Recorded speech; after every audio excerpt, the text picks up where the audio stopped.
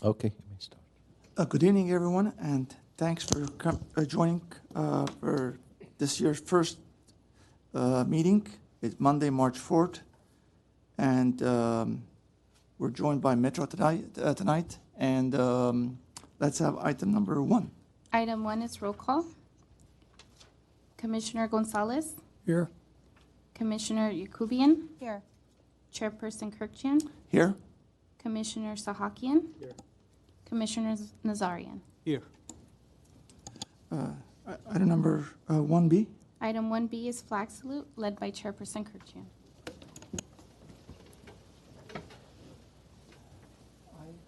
Pledge allegiance to the flag of the United States of America and to the republic for which it stands, one nation, under God, indivisible, with liberty and justice for all.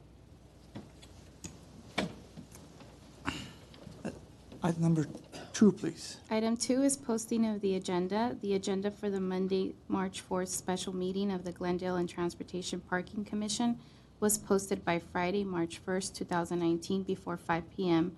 on the bulletin board outside of City Hall. Let's move on to item number 3. Item 3 is oral communications. Discussion is limited to items not part of this agenda. Each speaker is allowed 5 minutes. The commission may question the speaker, but there will be no debate or decision. I have no speaker cards. Thank you. Before we go to number 4, first of all, let me thank Commissioner Yakubian, or former Chairperson Yakubian, for her firm demand that she made from the staff. And we have a new commissioner joining us today, Henry Nazarian. Welcome. Thank you. We've been waiting for you for a while. Thanks for joining us. Sure. Please. And we also have to thank Councilmember who appointed you, Mr. Verej Agajanian. Thank you for being with us. Sure. And for your public service. Let's have item number 4, please. Item 4 is information only. North Hollywood to Pasadena Bus Rapid Transit update, and this will be presented by Metro.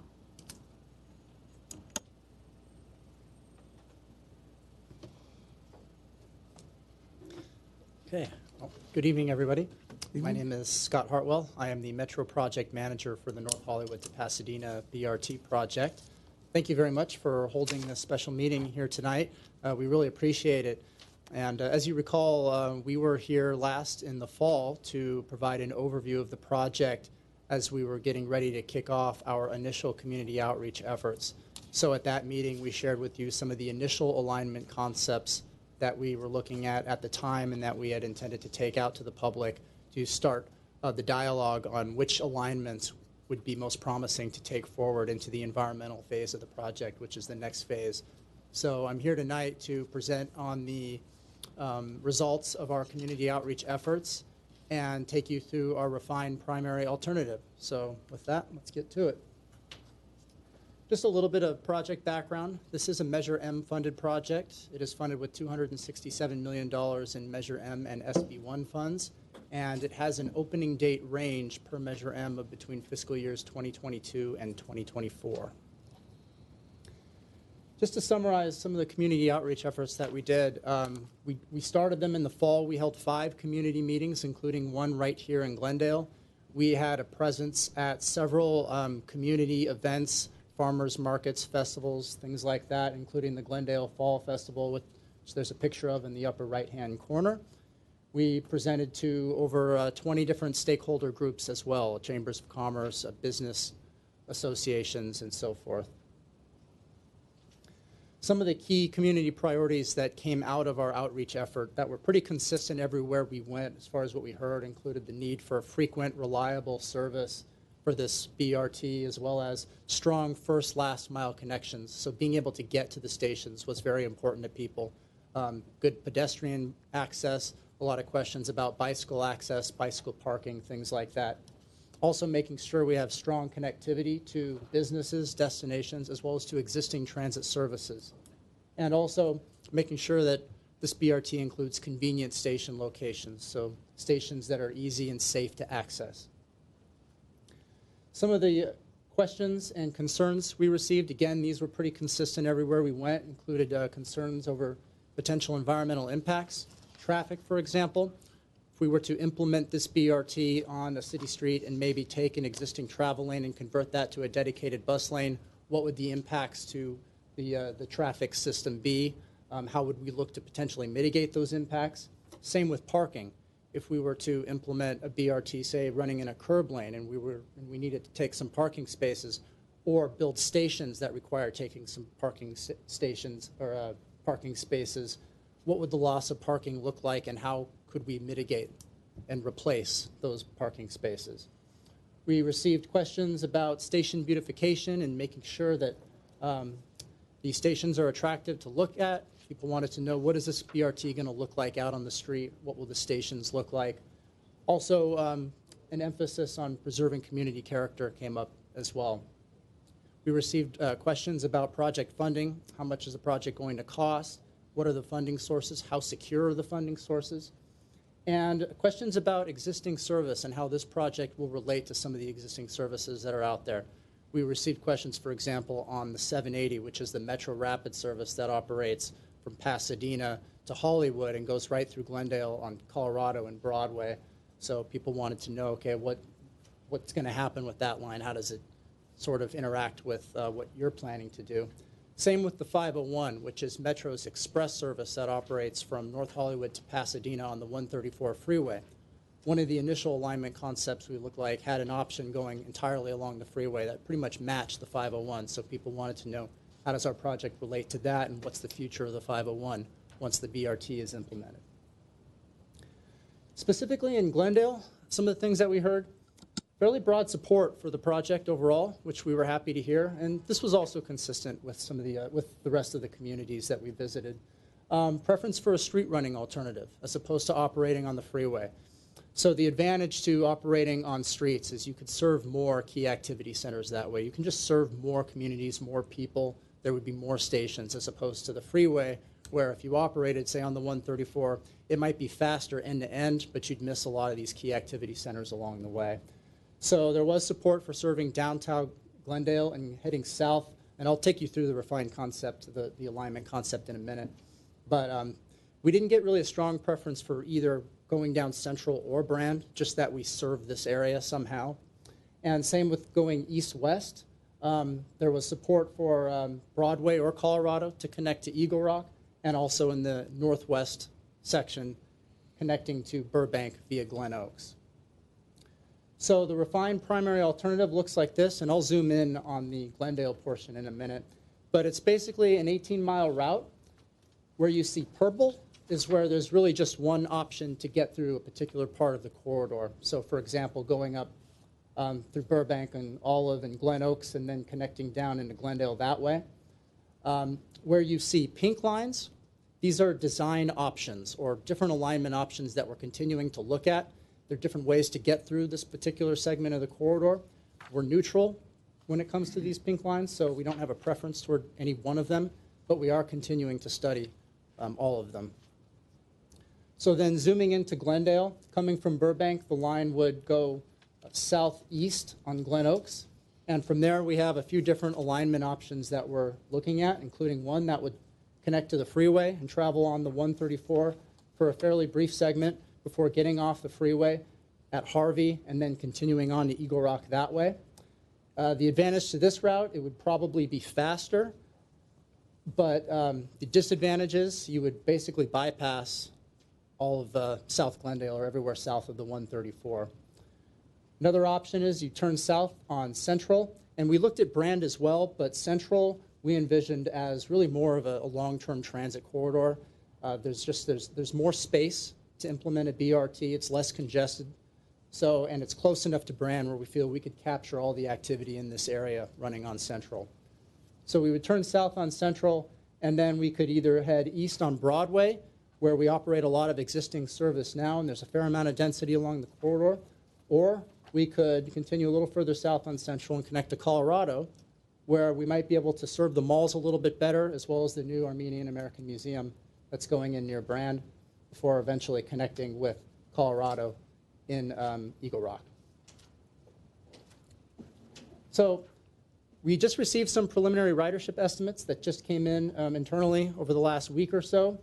And the projections are upwards of, or I should say, up to 30,000 daily boardings that this line could generate. And these numbers are very preliminary. They are dependent on a number of factors that are still in flux, including station locations, as well as some of the different design options that I went through. We still have to sort through all that to figure out what the exact ridership would be, but this is our first bite at the apple in terms of estimates. Some of the benefits that we envision for Glendale, one would be creating what we envision to be a really appealing rail-like alternative to driving. So light rail is very expensive. BRT is a lot less expensive. We can implement this project that would have many of the same features as light rail and a lot of the same benefits, but at a fraction of the cost. And we'd be able to really serve residents, commuters, as well as visitors for Glendale.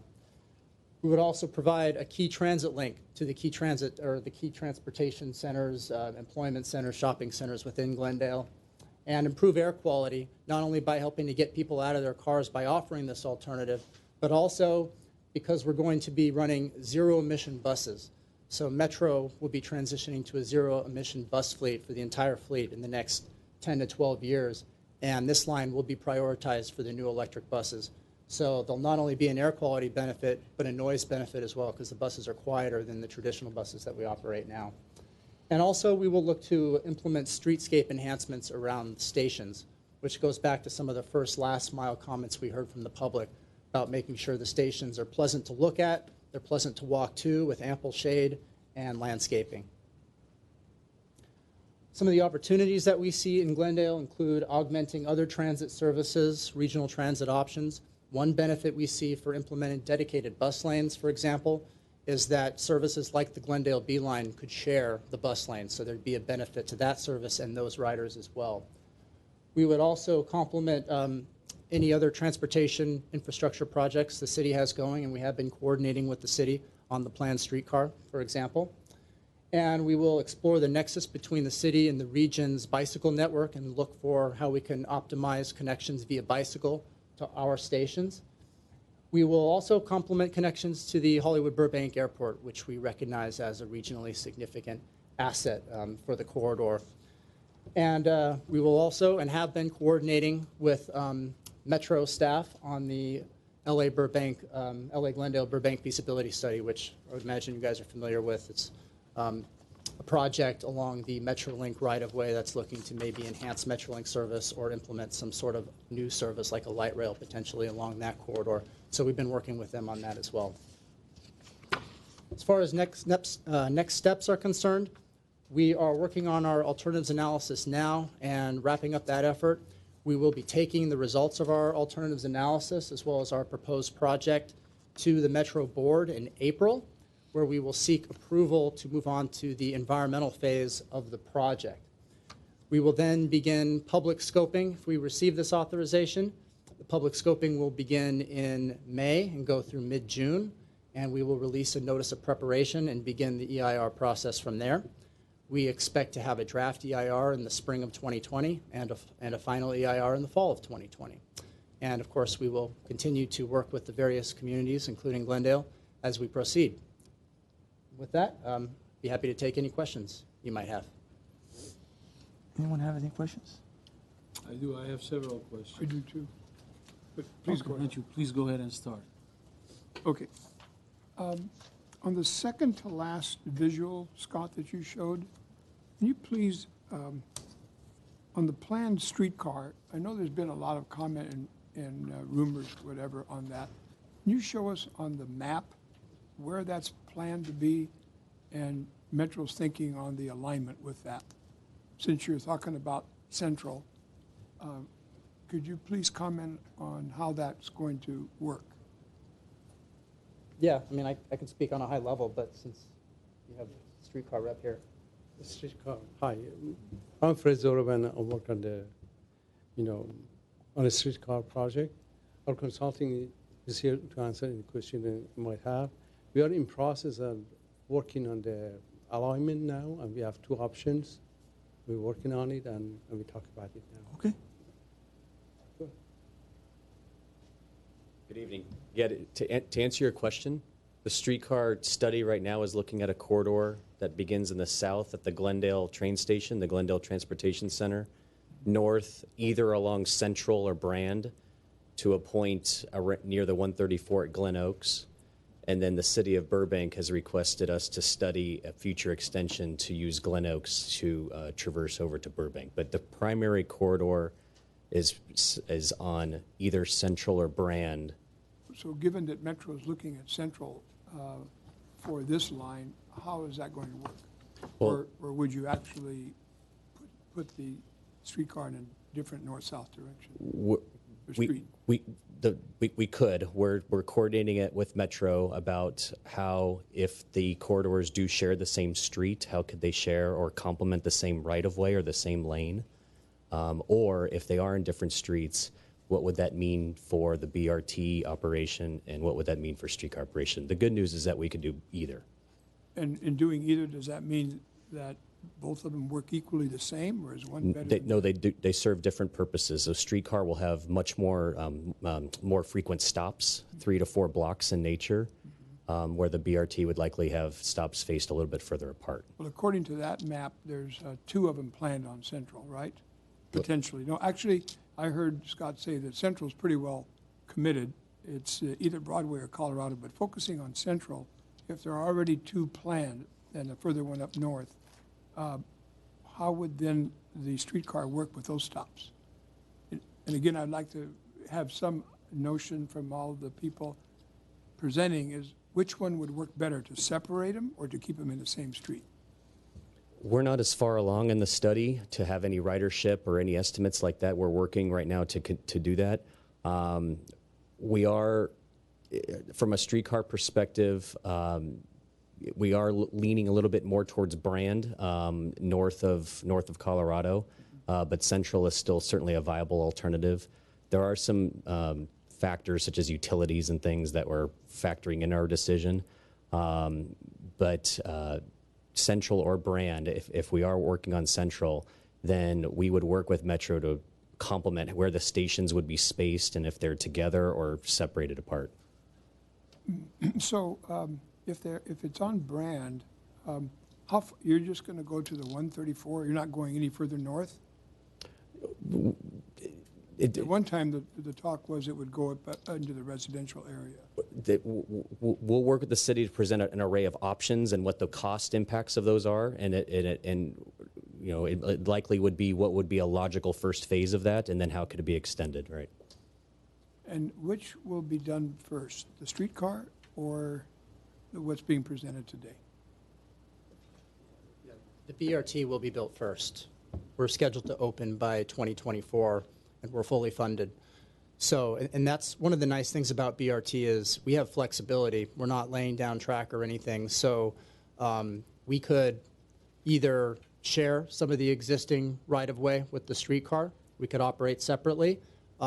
If there were an overlap and maybe an opportunity for us to reroute a little bit to better augment the streetcar and serve this area, we could do that at a later date, even after we've implemented this project, because it's a bus. So we have that sort of flexibility going forward. So on the visual that depicts conceptually a station or two, how is that designed or set up at some of these stops, especially if there's going to be a streetcar there? I mean, I know that's conceptual, very early, but Yeah. where do you see as the impact on the stops that are currently projected? So what we envision is, I mean, and it's really going to vary street by street, sidewalk by sidewalk, but one option that we're going to look at is maybe a station bulb out. So there's, so that maybe we come out from the sidewalk for the station itself, and that gives us more space to implement more features that are often associated with BRT. Including ample seating, shade, those types of features, digital displays to tell you when your next bus is arriving, those types of things. And there's an opportunity to consolidate with other services. Depending on how the streetcar ultimately is laid out and how it works, we could share the stop with the streetcar. We could share it with local services as well. I have some other questions, but I'll wait. Thank you. Can Commissioner, so can I jump Please. in? Go ahead. Just wanted to piggyback, because we're beginning to discuss just briefly about what the inside of that bus could be in terms of what it could provide the ridership. This is a simple question. This is a simple question. I don't mean to be insulting in this, but I just want to make sure I understand.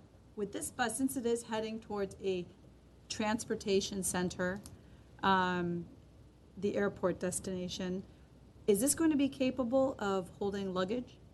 So people who are coming, let's say they want to take their, whether it's rail or plane, is there going to be a place for them to bring luggage?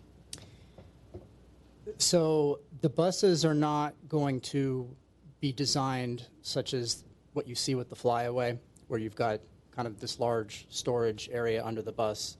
Our buses are going to be more of your standard type bus, electric bus. Whether there is some area set aside for storage, there might be. I think we're a little too early in the process to know for sure what the capabilities will be in that regard, though. I would just add that I would think that if that's, the attraction is to be able to take it to an airport, I don't think people are going there other than the purpose of either going or coming from travel, that it would be reasonable to assume they're going to be coming with things that they would need to. So either it's inside or under, or however it's designed, that would seem to be, in order to attract ridership, if you know that you're not going to be able to stow anything or put anything anywhere, what's the point of going to the transportation center, I guess is my point. Yeah, we appreciate that feedback, and Yeah. we'll take that back with us. Good. Commissioner Sarkin. All right, so a couple of questions. And I'm not sure if you're aware of this or not, but every single intersection on Central, from Glen Oaks down to Colorado Boulevard, at PM peak is at a level of service F right now, maximum capacity. And now the proposal is to take a lane away for a BRT lane, an exclusive dedicated bus lane. That's the idea of a BRT. I understand you said you can share it, but that defeats the purpose of having a BRT lane. Now you can look at different hours of the day and maybe allow sharing the HOV lane during certain hours of the day, but it's going to have an impact. It's going to have a tremendous impact. And Central and Brand, they look the same. I don't know if you've driven Central lately. From Glen Oaks down to Colorado is 20 minutes during PM peak. It's 15 to 20 minutes, no ifs and buts about it. When we built the Americana, part of the mitigation was to widen the street, to add additional right turn only lanes, to add 2-way left turn lanes. So now we have another project that we're saying, let's take those lanes away or take a lane away, right? I'm all for mass transit, don't get me wrong. But have we looked at other alternatives to the BRT? There's technology now where you can move people movers, without occupying lanes. And Europe is ahead of us in this, and they're doing it, they're implementing it. We're always behind the curve. This is a quick way to implement a project. You're using buses, clean or not clean. I mean, the whole industry is going towards clean energy, period, right? But the way our planning commission has been approving variances and building Central Boulevard on both sides, hundreds of residential units, thousands, if not hundreds, and we keep building, right? Now, obviously, you need mass transit to move those types of people, right? But at the same time, let's be realistic about it. You're not going to get everybody out of their cars and putting them on a bus. You're not, unless you have a solid infrastructure in place, a safe, secure, on time, reasonably priced. It's not going to work, right? So, and at this point, I don't know what could be done, right, to convince MTA that, there are other ways of moving people, not just buses, right? But I urge you to look into that, Otherwise, I'm going to suggest other major highways. Central is not a good location. I guarantee you that. Central is not good, and it's going to backfire. At some point, we're going to say, what did we do here? Because it's going to take a long time to travel north to south. That's one.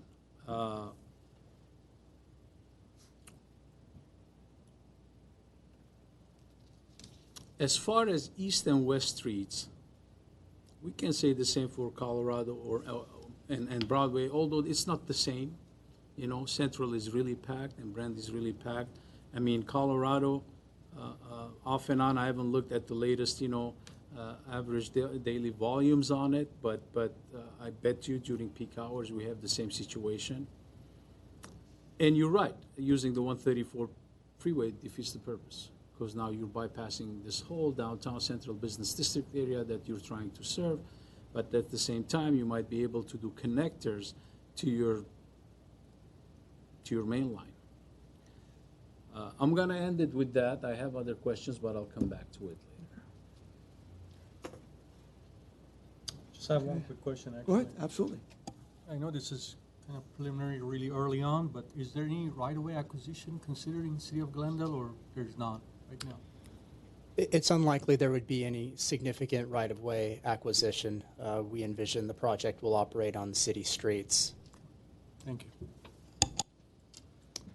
I have a couple of questions. First of all, the visual that we have up right now, Yeah. most of Central is already built. Just kind of, I want to piggyback on what Commissioner Salakian said. Where do you envision putting those? Because most of the buildings are built at zero lot line. You need significant setback to put those beautiful structures, visuals that you have over there. Where do you envision putting those between 134 and Colorado, something like that, where we have people to hang out, plus the bus that's going to park? I mean, any location in particular, because if we go to the next visual, not next, if you go to the map, let me see, the one before last, I believe. This one here. I mean, the one on Central, that's at Americana Way. That place is very, very crowded. Mm-hmm. I mean, any time of the week you go there, there are people waiting on both sides to cross. Mm-hmm. If anything, they need to build an overpass there, like they have in Las Vegas, to alleviate traffic. If you go up north, that's probably Lexington. Yeah. So at the corner of Lexington, where are you going to build? I mean, that's where are you going to take right away from to put that structure? I mean, on paper looks nice, but in reality, how is that going to work?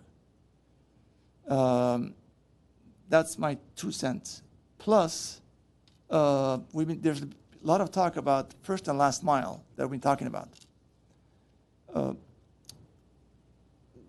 I mean, like, we're getting a lot of information about first and last mile on the news as well, by way of TNCs and whatnot for people to get to their public transportation. I'm not sure it's Central, even Broadway or Colorado, taking away lanes will help, unless half the population was going to get out their cars and get into their buses. In addition, Colorado in Eagle Rock, they took out the bus lane a few years ago and put bike lanes. Mm-hmm. It's very underutilized, very underutilized. 30,000 users a day, Up to, potentially. potentially, sounds great. How many cars off the street? We will be looking at that in detail. So for us to remove a lane and dedicate it to BRT and bike lanes as well, plus B-line, plus streetcar, I mean, how is the marriage of all of this is going to work together? And I think we have to look at the bigger picture rather than only just giving up lanes for BRTs. Have you guys done any sort of combined studies? Yeah, I mean, our planning and environmental study that we're working on right now looks at all of those types of efforts, looks at first, last mile, looks at connections to other transit service, looks at station design, different configurations for potential bus lanes. What I would emphasize is that dedicated bus lanes are a big component of BRT, but we understand that we're not necessarily going to be able to implement them along the entire corridor. We will be analyzing the impacts of potential dedicated bus lanes on each segment of the corridor very thoroughly as far as potential impacts to traffic, potential impacts to parking. And from that, we'll be able to determine what the impacts could be, what the potentially feasible designs could be. And ultimately, if it's determined that a certain segment is infeasible for dedicated bus lanes, we can always scale that back and operate in mixed traffic.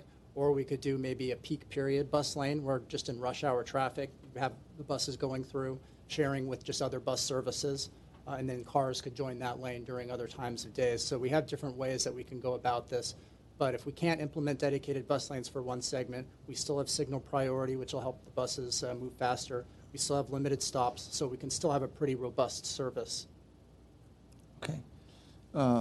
Reason I was saying, I brought up the first and last mile because if there's ways of getting people to, let's say, Sanchez or Good and get off the freeway, or coming up on Glen Oaks, and we take them to Sanchez or Good, and that's where the stations are for pick-up and drop locations, you can remove the traffic completely on Broadway and Colorado. They can get back on the freeway, exit Harvey, and go to Eagle Rock.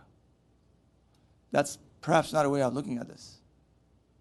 And serve the people along Broadway and Colorado by other means, like Beeline or streetcars. Yeah. Is that an option? Potentially.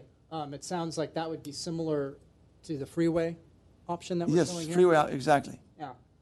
And if we were to move forward with that, and we'll probably look at it as part of the environmental phase, we probably won't carry both Broadway and Colorado through the environmental. Yes. We'll probably take both just into public scoping and then just narrow down to one to study further in the environmental. But yes, the freeway, as we talked about, could have a faster travel time benefit. It would avoid some of the impacts south of the freeway that you talk about, and we could look to facilitate good connections either via streetcar or some of the other local transit services to those stations. So yeah, we'll be looking at all those scenarios. Now going back to Glen Oaks, how many stops do you think is needed on Glen Oaks? I mean, even though those are basically are potential stops. Yeah, so all the stops you see here really are preliminary. We haven't decided on any one of them yet. Are we going to keep 3 stations up there in Glen Oaks in that northeast part? Probably not. We might drop one, Okay. just to keep. I mean, one of the things about BRT, you need to limit the stops. You can't have too many stops or it defeats I the agree. purpose. So that could be one area where we eliminate a stop. Okay. Any You have some other more? questions? Yes, please. Go ahead. First of all, thank you for giving us a presentation today to get a better feel for this project. You know what's strange to me is when you are showing options that are so radically different, is there a requirement to do 3 options in an environmental study for the EIR? No. No? Because there's got to be some guiding principles behind the overall design here. I mean, it's either Broadway or Colorado or the freeway. Mm-hmm. So why is that not yet decided? I mean, I don't understand. I can see where freeway seems like a good idea, but so does Broadway or Colorado. But why are they so vastly different if we're going to be designing something? So I mean, we should already have that figured out, I would think. And are you here to learn where does the city of Glendale feel it should be, or where Metro should feel it should be? Part of our public outreach is hearing what the communities feel as far as each of these routes go and where they think we should be. That's really been the primary purpose of our effort. So if you recall, when we came here before, we had a primary street running alignment with several variations, and we had a primary freeway running alignment with a variation. So you had 2 separate ones then? We had 2 separate ones, but we had variations within. So we had what we were calling a spaghetti map of potential alignments that came out of our prior technical study. So we were really all over the place based on that work, and that's why we did our community outreach effort, and that's why we continue to do that, to see where we can start whittling down some of these different alignments. And so, as you could see, we've got sort of a combination, a sort of hybrid of freeway and street running alignments as a result, each with their own benefits and Well, I can see that, and one of your highlights that I think I heard correctly was, as an outcome of that community hearings and meetings that you've had, it was preferred to have the BRT running in the streets. That's correct. So why does it still show on the freeway? In this particular segment, we felt there were still some strong reasons to look at the freeway, including a runtime analysis benefit or a runtime benefit. And we haven't been to the Glendale City Council yet. We haven't received any feedback from them yet. We're scheduled to go to them next month. And so we wanted to leave that option on the table for the time being. So I guess a question to staff, this is an information item, I heard that. Is this going to become an action item as a new recommendation to City Council? Or it's only information as another community outreach by Metro? Just information will be presented before you. However, your comment, your concern will be presented at the City Council next month. So the Metro will not be back seeking an action from this commission to make a recommendation to the City Council? Is that correct? Correct. Yes.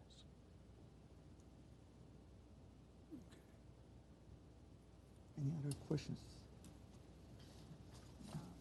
Mr. Sahakian, I guess you had some more I'm questions. done. I'm good. I'm good. Okay. Any other question from the staff? No. No? Okay. I guess we're all good. Thank you for being here. Thanks for the informative presentation. And we'll wait to hear back from you guys. All right. Thank you. Thank you. We appreciate you guys being here tonight.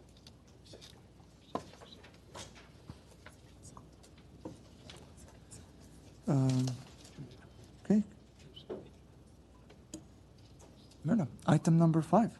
Item 5 is commission staff comments and updates. Okay. Anyone? I guess I'll jump in. Edward, what's up with Caltrans and the 2 South? Okay. The staff will provide update at the next special commission meeting on March 25th. There's And, something to report? There is. Oh, good. Okay. There is, and good. you may not like it, but Oh, no. but we do have an update on that. Okay. And the traffic engineer hopefully will be here to provide And you. then, yeah, well, how about you and your turning, the timing of the turning signals? You want to jump in?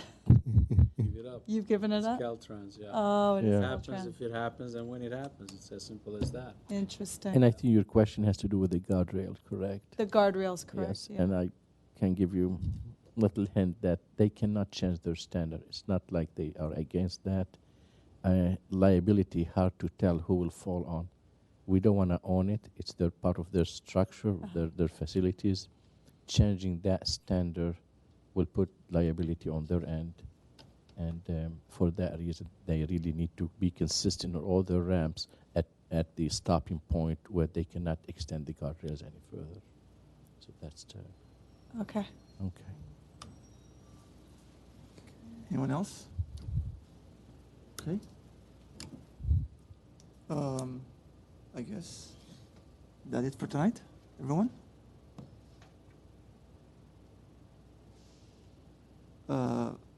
Commissioner Nazarian, why don't you go ahead and say something, introduce yourself, and because we've been waiting for you for a while. Everyone wants to know you, and so is you in public. Thanks for making this first meeting pretty easy for me. This is good. Thanks for the good presentation. It was good. Well, what do you want to know? How much time I got? I understand you're an engineer, right? I am an engineer. I've been practicing for almost 30 years for a large corporation, but past 2 years I started my own business. My major project that I've been working for almost 10 years now, it's the big stadium that it's being built in Inglewood, Wow. the NFL. That's been my baby since the inception. And everything else around Southern California, I can't claim I've done much in Glendale, but any other city in LA County or Southern California, probably I had a project somewhere. Great. Well, When you say engineering, is structural, electrical, mechanical, I'm the civil? very civil engineer, yeah. Thank you. well, finally, thank you, Councilman Agajanian, for bringing a qualified engineer to us. And with that, do I have a motion to adjourn? Motion to adjourn. Second.